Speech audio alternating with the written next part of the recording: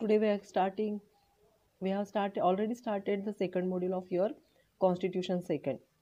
Now we are going to see about the B point, that is the subject matter.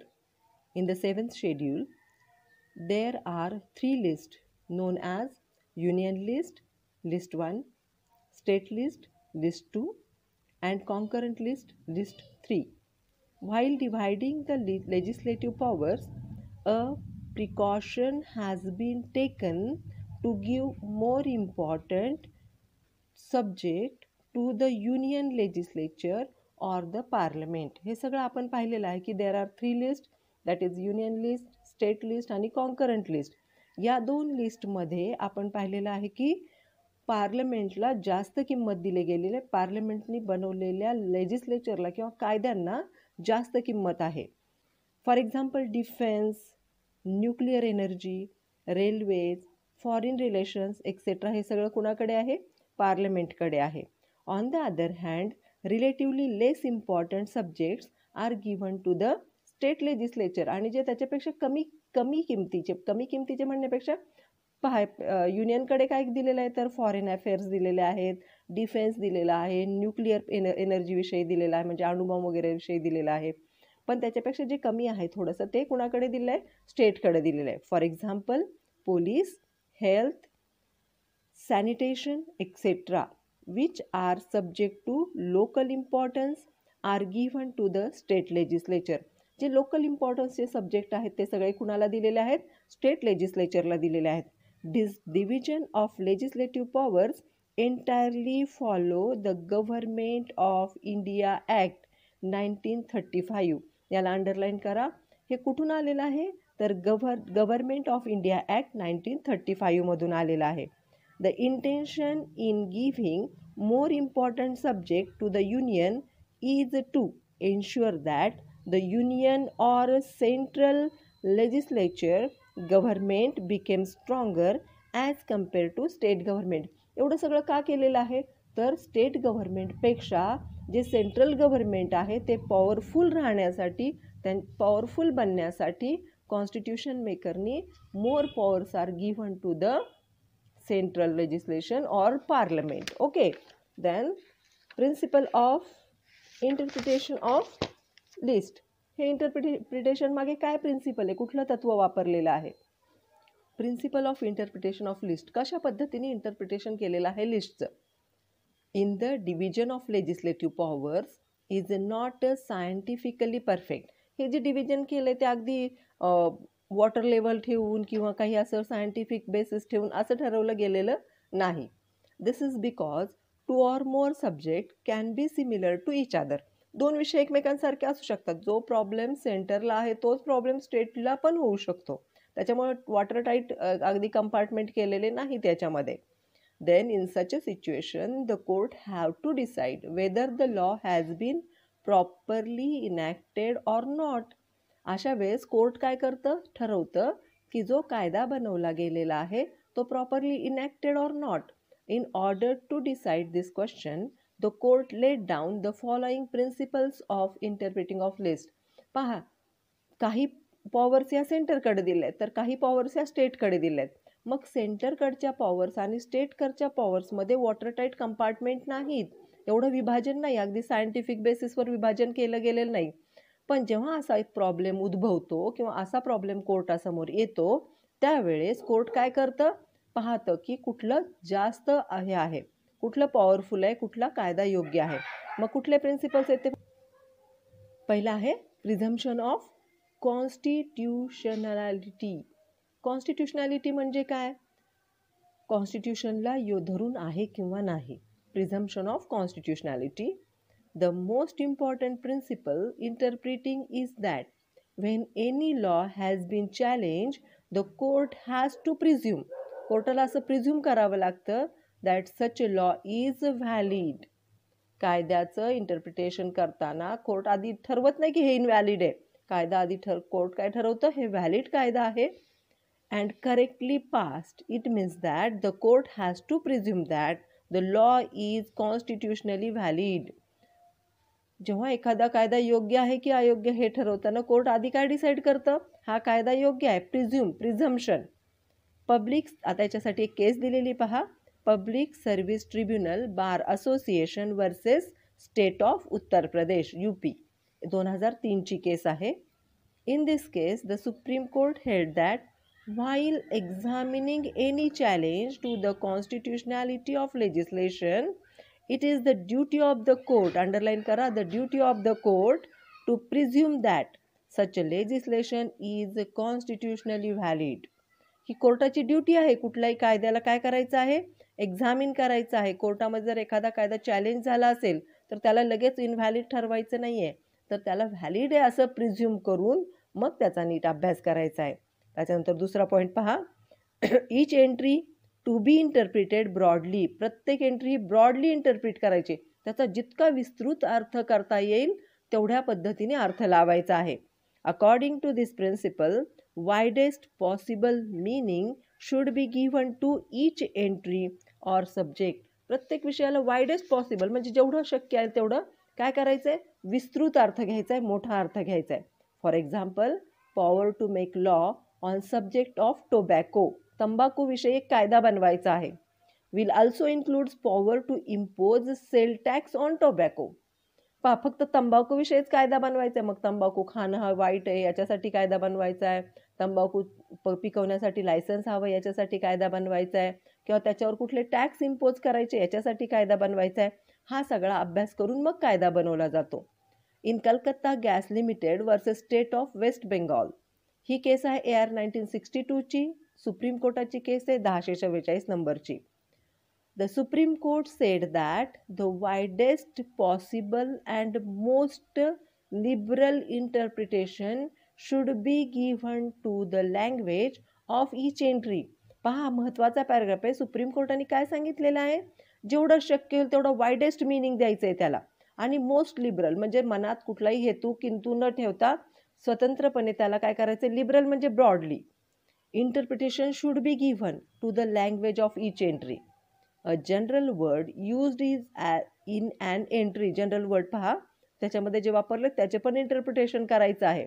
Must be construed to the extend to all ancillary or subsidiary matters which can fairly and reasonably be held to be included in it. त्याच्यामध्ये जे ॲन्सिलरी आहेत किंवा subsidiary आहेत म्हणजे त्याचे जे वरचढ आहेत किंवा जे खालचे सबसिडरी त्याच्यामध्ये इन्क्लूड केलेले मॅटर्स आहेत किंवा मुख्य मॅटर आहेत, त्याचं सगळ्यांचं इंटरप्रिटेशन नीट करायचं आहे.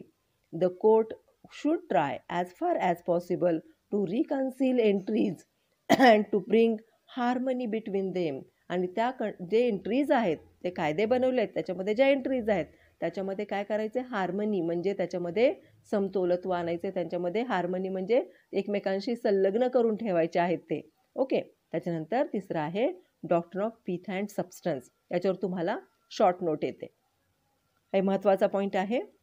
इन्सिडेंटल एन्क्रोचमेंट, याला बोलतात incidental encroachment. Within their respective shares the union and the state legislature are made supreme and they should not encroach into the sphere reserved to other. पहा, आपण पाहिलं की 3 लिस्ट आहेत. There are 3 list, union list, state list and concurrent list. मग जेव्हा कायदे बनवले जातात त्यावेळेस दोघांनी एकमेकांच्या याच्यावर सब्जेक्ट मॅटरवर एन्क्रोचमेंट करायची नाही. एन्क्रोचमेंट म्हणजे काय, अतिक्रमण करायचं नाही, ज्यांनी त्यांनी आपापल्या दायऱ्यामध्ये काम करायचं आहे. If the law passed by one encroaches upon the field assigned to the other, the court will apply the doctrine of pith and substance. पहा, doctrine of pith and substance काय आहे, तर जेव्हा सेंटर आपले सब्जेक्ट सोडून स्टेटच्या सब्जेक्टमध्ये घुसत असेल किंवा स्टेट आपले सब्जेक्ट सोडून सेंटरच्या सब्जेक्टवर कायदे बनवत असेल आणि हा मॅटर जेव्हा कोर्टासमोर जातो तेव्हा कोर्टाने काय करायचं आहे, doctrine of pith and substance वापरायचं आहे.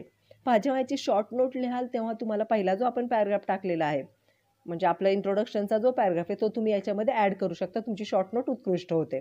मीन्स देर आर 3 लिस्ट वगैरे वगैरे. ओके. सो आपला या टॉपिकचा पहिला, आत्ता आपण जे पाहिलं ना सब्जेक्ट मॅटरमध्ये काय पाहिलेलं आहे की देर आर 3 लिस्ट. एक आहे state union list, state list and concurrent list. हा पॅराग्राफ आधी टाकायचा आणि त्याच्यानंतर हे उत्तर लिहायचे. नाही समजलं तर प्रिपेअर करून मला पाठवा, I will check it. Okay, so here the court will apply the doctrine of pith and substance to find out. Determine means what? Find out whether the legislature concerned was competent to make it. त्यांना authorities आहेत का तो कायदा बनवायचा? सेंटरला आहे की स्टेटला आहे? हे कोण चेक करेल? कोर्ट चेक करेल. मग त्याच्यासाठी कुठलं डॉक्ट्रिन वापरेल? पीथ अँड सबस्टन्सचं. Okay. In state of Bombay versus FN Balsara, AR 1951ची केस आहे. सुप्रीम कोर्टाची केस आहे 318 नंबरची. The Bombay Prohibition Act, which prohibited sale and possession of liquor in the state, was challenged on the ground that it incidentally, पहा, Bombay prohibition act जो आहे त्यांनी काय प्रोहिबिट केलं होतं? सेल अँड पजेशन ऑफ लिकर, दारू बंदी पूर्णपणे. दारू विकायची नाही किंवा त्याचं पजेशन म्हणजे ताब्यामध्ये सुद्धा ठेवायची नाही. In the state was challenge on the ground that it incidentally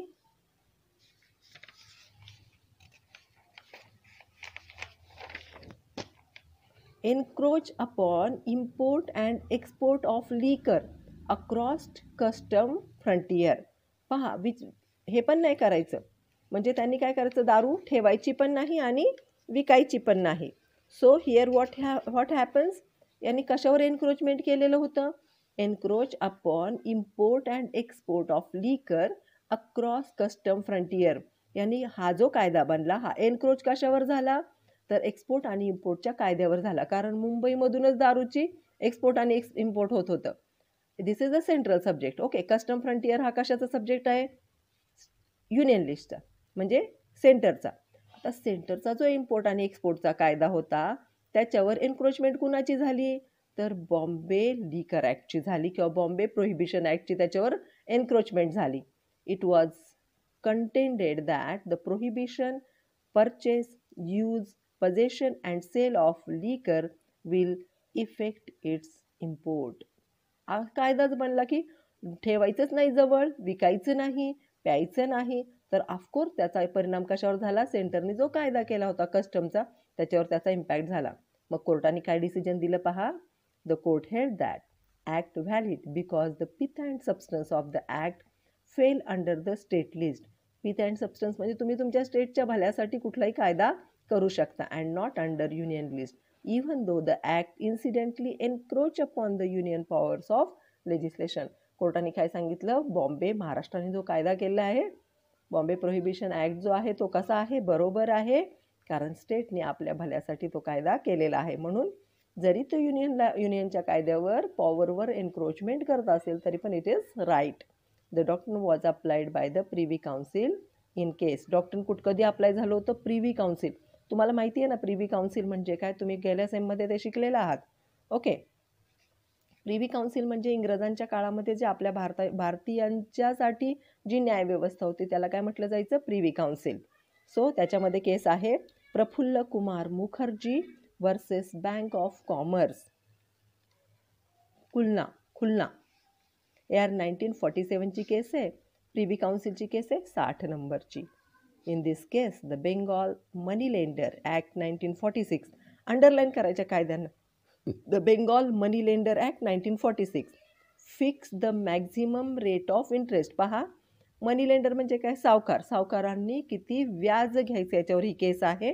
and the maximum amount of interest which could be recovered by a money lender from the debtor. आणि किती पैसे त्यांनी वसूल करायचे डेटरकडून.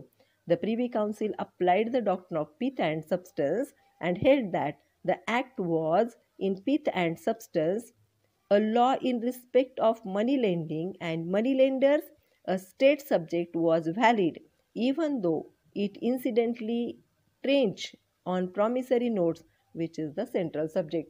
पहा, बेंगॉलनी कशाचा कायदा केला?